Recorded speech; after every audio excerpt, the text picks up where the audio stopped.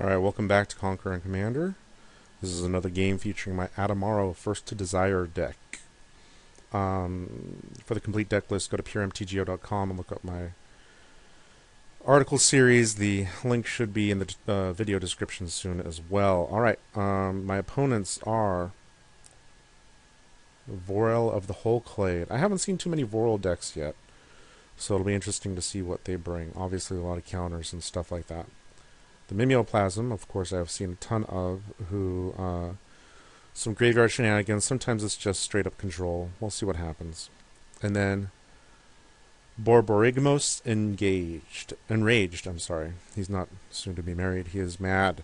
And this is a horrible matchup for me. Probably one of the worst matchups I can have. Other than some straight artifact hate deck.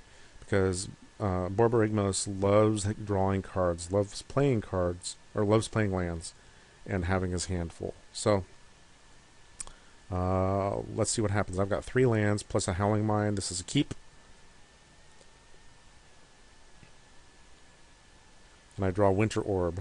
And Winter Orb comes into play in a little bit here. I draw Iron Mirror, and I play Howling Mine. I'm going to keep people's hands fat.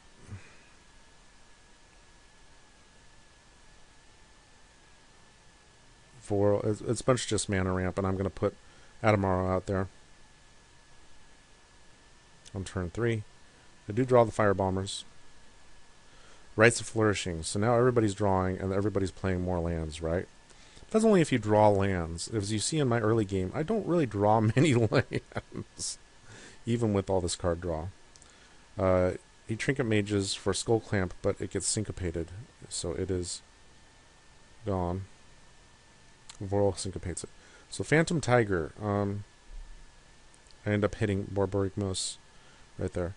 Phantom Tiger isn't the most powerful card, but it obviously goes with the Vorel theme, so I'm wondering if we're going to see a bunch of Phantom kind of creatures and stuff.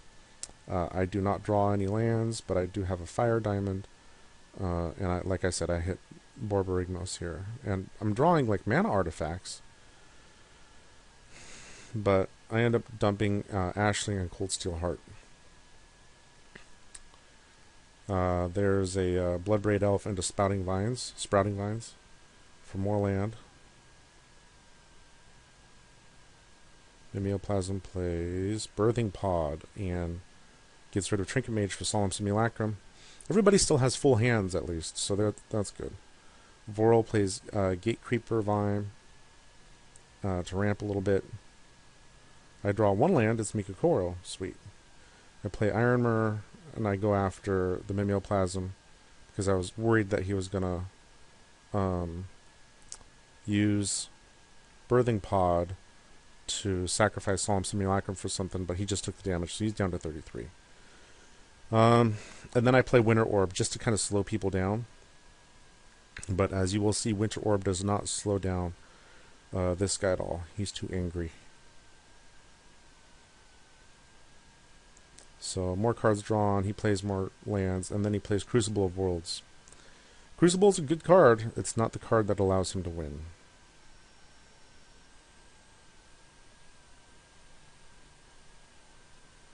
So let's see here. He plays some lands. He sacrifices the Birthing or the Solemn Simulacrum for Moldrifter to draw some more cards.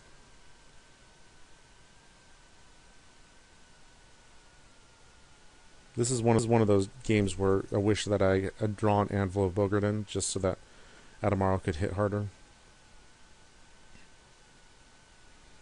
Witchbane Orb. He doesn't like being targeted. I draw 1 more land.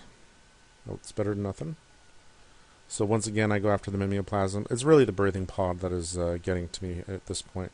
I should be going after the red-green player, but I'm not doing that. He takes another damage. I play Alanetsuke and Goblin Welder. Now, of course, he's already pretty much got Valakut online. So, and if he's going to be able to draw more than or drop more than one mountain a turn, he's going to be able to start hitting people harder than the Ebony Owl does. But at least it hits him a little bit, and he's down to 28 now. So first he kills off the Mole Drifter with Valakut. And then he kills off my Goblin Welder. And then he plays Azusa. Azusa is really what makes the deck go on forever. And on top of that, Azusa lasts forever. Like, literally forever. Nobody does anything about Azusa. Including me. Like, I can't do anything about it. But I am too dumb to realize that Azusa is really what's going on here. So, Mimeoplasm has a bunch of land and plays Acidic Slime. And he blows up my Winter Orb. That's fine. I mean, people like to play with their lands, whatever. Vorel is able to untap and play a couple lands, and then he Boundless Realms. That's awesome, because I've got Firebombers in my hand. This happened twice, and I was like, I'm not a big land destruction guy, but it was pretty funny to Firebomb right after people Boundless Realmed.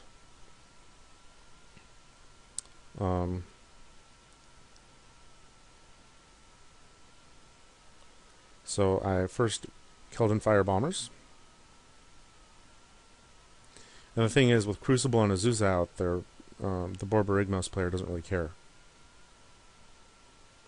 And he kills off a couple of things. He kills off my Iron Mirror, an Acidic Slime, and the Mimeoplasm player concedes.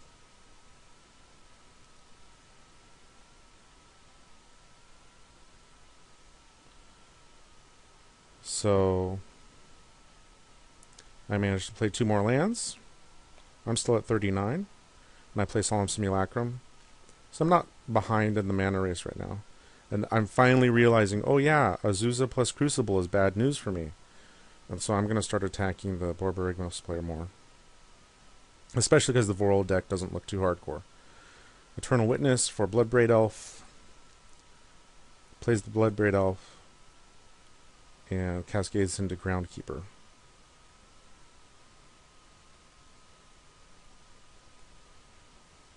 Vorel plays Lower Scale Quaddle, which is a fun little card. I gamble for Into the Core because I wanted to get rid of the Crucible, and Witchbane Orb is out there, so I've got 2 targets. But that doesn't stop my Azusa plan or problem, and it's not until after I get rid of the Crucible that I really realize that Azusa is the main problem. But even still, yeah, that's a mistake. I should have tutored for like some sort of creature kill spell or something. So I get rid of the Crucible and Witchbane Orb.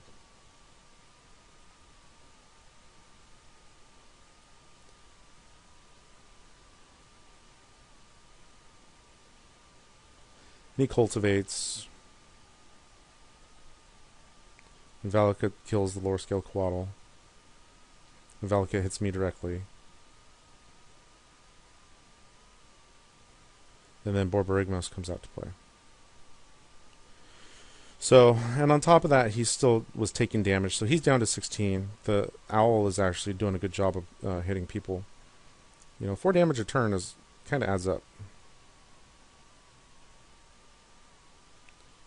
So Vorel plays Phantom Nantuko, which is another Phantom card. At this point, what I should do is I should actually right now play All Is Dust, but I don't do it. Instead, I play Mindclaw Shaman, and I target the Borborygmos player, and he's got Wheel of Fortune, Knoll Spine Dragon. I don't really need either of these guys right now, and it doesn't matter, I can't cast them.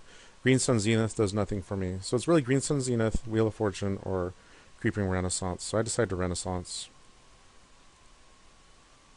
It's better than having him Renaissance right now and throw everything at me using Borborygmos. And I get artifacts back. I play Cold Steel Heart, and then I play Winter Orb, and the Winter Orb hopefully will slow him Borborygmos down a little bit, at least. But once again, he does have Azusa.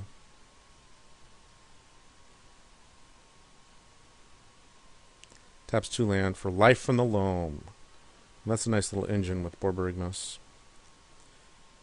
And then he plays another mountain and dings things with Valakut. This is a game where I didn't realize I hadn't really played against Borborygmos and Rage deck in a long time, and I didn't really realize what I was setting myself up for with this game, and it was poor threat assessment. So Borborygmos gets hit with rapid hybridization and turns into a nice frog lizard.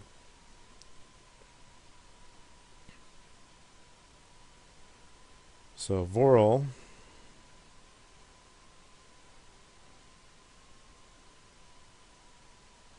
doesn't really do anything. I've got my own Crucible, which I play so that I can play a land. And I still have had nothing that can really get rid of Azusa.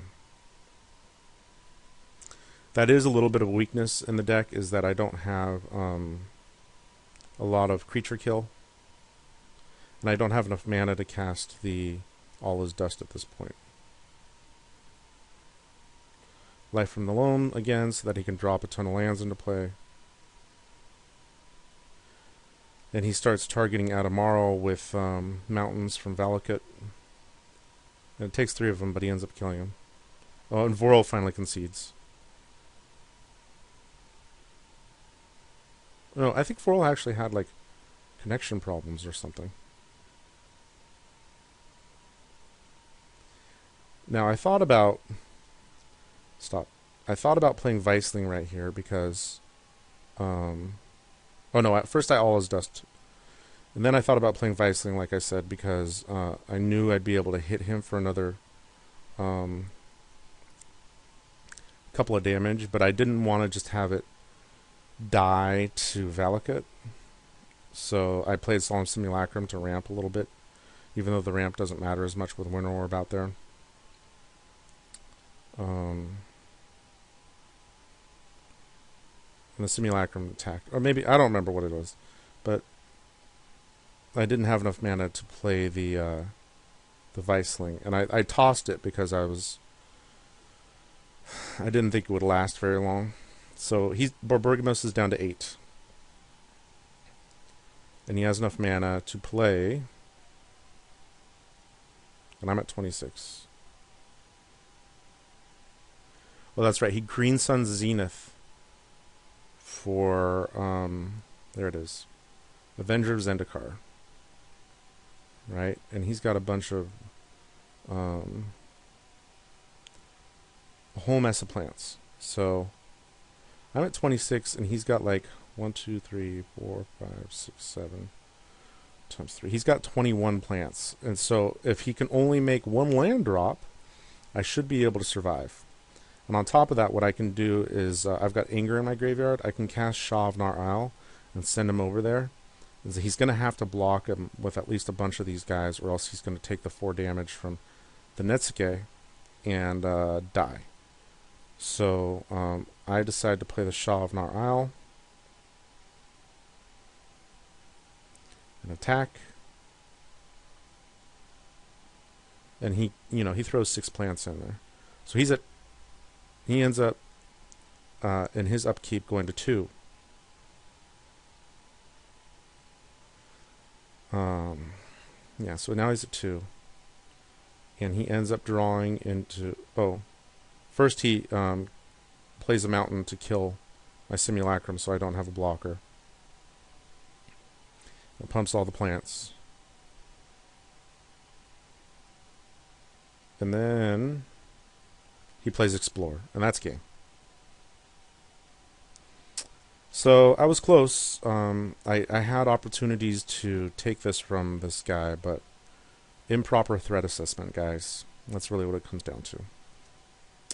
So, and I think I took Blood Moon out of the deck too. I don't even remember now.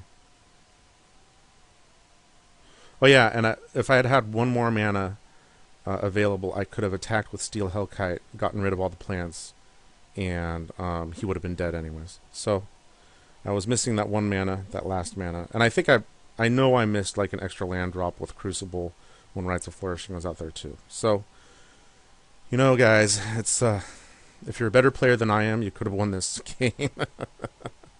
All right, thanks for watching.